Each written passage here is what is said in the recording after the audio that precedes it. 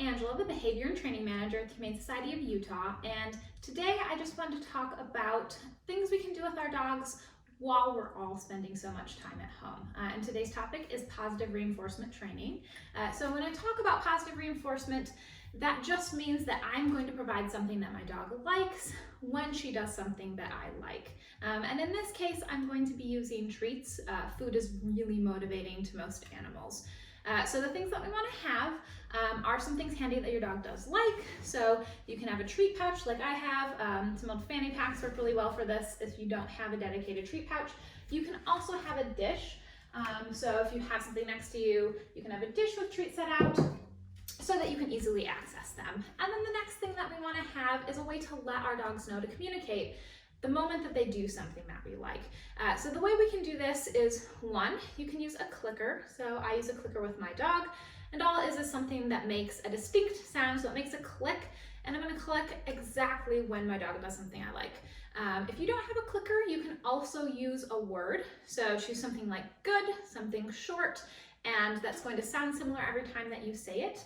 And whether you're using a clicker or a word, you want to follow that immediately with a treat. So that's going to be the key, is that they know when they hear that sound, they've done something that you like, and you follow that with a treat.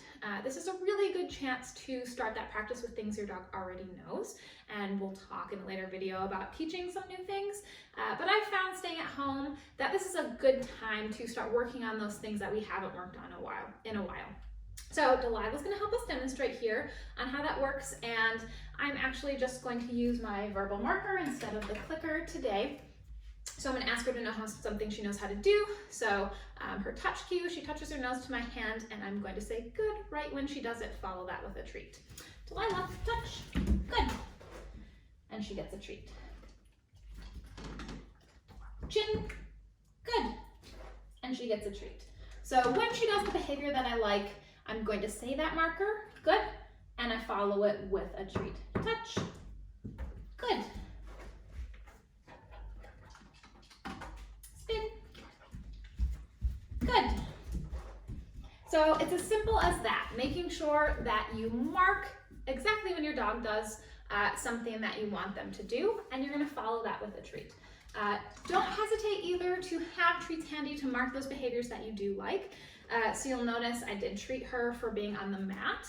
That's a behavior we've practiced, but I really like it when she settles nicely on the mat, so I might drop a treat down for her. If she tended to be jumpy, I might have some treats ready so that I can reward her for keeping her feet on the ground rather than jumping up at me or guests.